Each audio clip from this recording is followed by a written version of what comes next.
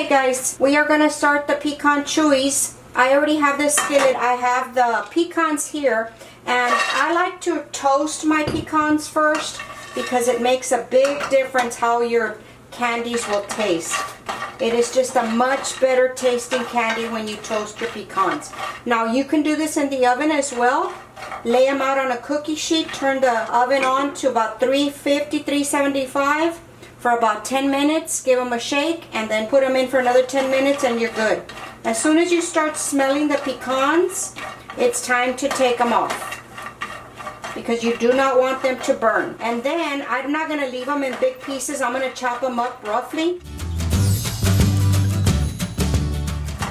Okay, these are ready. I can smell them. What I'm going to do is I'm going to put them in my little mini chopper just a little bit at a time. Okay, like I said, we just want a rough chop. Nothing too small. You can chop them with a knife if you prefer. And that's about all we need right there. So I'm going to pour them back into this cup.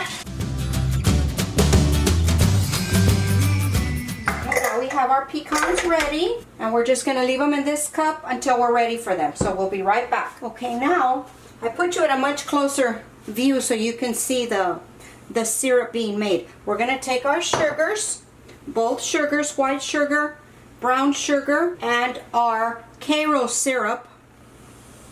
And you're going to have this at a medium-high heat, and you need to stay here and watch this so that it doesn't burn. It cooks pretty quick. I'm going to get the candy thermometer on. I have the candy thermometer in here, and we're just going to stir this. You don't want it at a high boil. You want it at a low boil. And we're going to cook this until it reaches 245 degrees Fahrenheit. And I will have, of course, the recipe link below, guys. Everything will be listed below, all the products I used and everything. Okay, I'm going to let this bubble for a while because it takes about 10 to 15 minutes depending on the temperature of your stove, okay? So I'm going to let this continue to simmer, and I will be back and show y'all in different stages what it does. Okay, I am also going to show y'all with another thermometer that I use as well. So you put it into the syrup.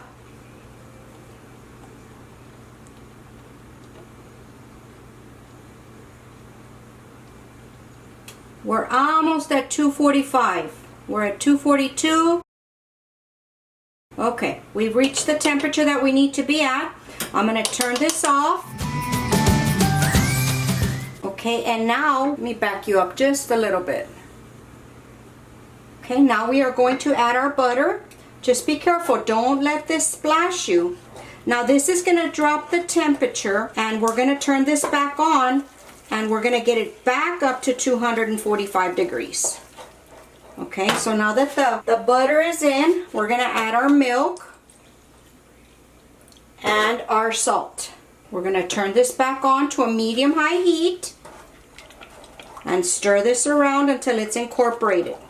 It's going to lump up just a little bit, but once it starts to get hot, it'll get back to the way it's supposed to be. And as you can see, the temperature has dropped significantly because of the cold butter and the milk. Just keep watching it just to make sure that it doesn't bubble over, that your temperature's too hot. And make sure the kids are out of the kitchen because this is very, very, very hot. Okay, I was checking the temperature, and it is about 220 right now. So I am going to go ahead and add our pecans, and of course that's going to drop the temperature just a little bit, and again we have to bring it back up to temperature. And really this is not hard. This is just maintaining a certain temperature. Once you get that down, you'll be making these all the time. They are delicious. I'm going to bring you in for a close-up so you can see how some of these are still in, bigger pieces. And we're going to bring this back up to a simmer, to a boil, a light boil. As you can see how the temperature dropped again. Okay guys, as we're getting closer to the temperature, you can see how it starts to thicken up. It's not quite ready, but it's almost there. I've turned down the heat on it just a little bit. I don't mind that it takes a little bit longer. I'd rather just go low and slow and just let it take its time. I've been here for about 25 minutes. Just checking on it, making sure that the temperature you know, hasn't reached where I need it. And if you like, you can turn up the heat a little bit if you want it to go a little bit faster, but I'm okay with it this way. I just wanted to show you how this thickens up. I'm going to bring you in for a close-up. See how it starts to thicken up? But it's not quite ready. So we're going to give it about 10 more minutes and it should be ready at that point. So we'll be back. Okay guys, we're going to check the temperature. I can tell just by the way it's bubbling that it's probably already where we need it to be. Pretty much stopped at 230, so we just need a few more minutes. I'm going to crank this up just a little bit so that it can finish up. And I want to show you the texture again. So you can see it starts to really get thick.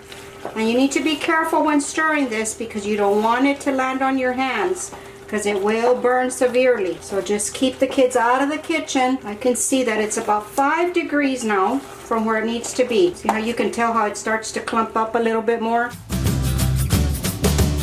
Once it gets to this point, it goes pretty quick. So let me check the temperature one more time. See how it was stuck at 230, now it's moving. So we're just gonna reach the softball stage. If you have one of these big thermometers, which comes in real handy, I just love it. But I also love my little digital one too. And I want to show you exactly step by step, because the first time you do this, to me it was a little intimidating, but now I know exactly what it's supposed to look like. And you know, the time wise, it just depends on where you have your stove.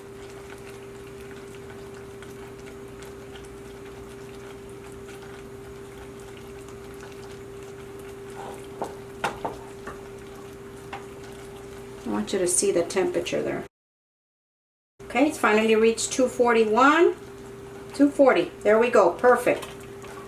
It drops just a little bit because of where it's at.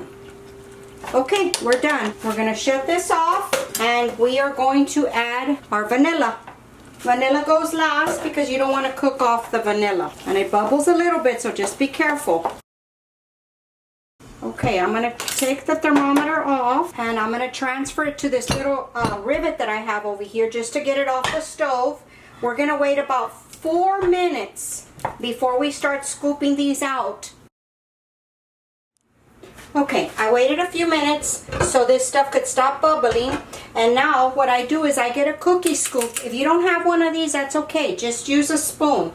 I'm going to do it over here on this side. To show y'all what I'm doing, I just get a little scoop like this. It doesn't have to be perfect. And then just scoop it on a parchment paper. You can butter the cookie sheet, but I have found that the parchment paper releases the candies so much better. So much easier. And then of course you make them the size that you want them.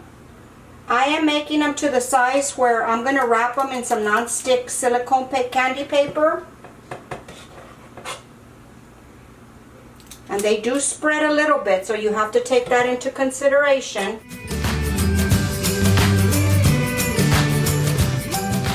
I just like using the cookie scoop because you get the same size. But you don't have to use it. I just get a spatula and I try to scoop up as much as I can from the bottom. Okay, now what I do for cleanup for this, I just add water to this pot and all the spoons that I used, and I put it back on the stove and I let it simmer for a minute, and that releases all the sugar and everything, and it makes cleanup easier. Okay, so I'm going to show you what this looks like. There we go. Nice close-up. Okay, and they are setting up pretty quick. So what I do is I leave them at room temperature until they're completely cool, and then we'll get to wrapping them, okay? So I'll be back in about an hour or so when they're completely cool. And then you can see this one here that didn't have many pecans, and it's just the milk and, you know, the syrup. But it's delicious. It's still very chewy, very nice texture. Okay guys, we'll be back in a little bit. Okay guys, it's been about an hour. I'm going to show you how these release from this paper, why I like to use the parchment paper for this. All I do is just lift it up and see how easy they pop off. You don't even have to lift it up. It just comes right off. You don't have to worry about messy, buttery cookie sheets. And that's it. They all pop off real easy. Now they are completely cold. They are not warm anymore. So I am going to wrap them. I like to keep them when I give them as gifts. I buy this, I don't know if you can see it. I buy this paper, this candy paper. I just get it on Amazon. And I put my little praline on there. And then I just wrap it. Sometimes I put a piece of tape or a sticker. Or sometimes I just wrap them just like that. Just the way we find them at our local stores here where I live. They're very popular. And then I just set them down so they can set. And that's it. Just put the candy, or face down, I'm sorry. Face down. And then just start sticking the paper. And that's it. And then you can just keep them in a container, in a plastic container, in a cool spot, or in the refrigerator, whatever you like.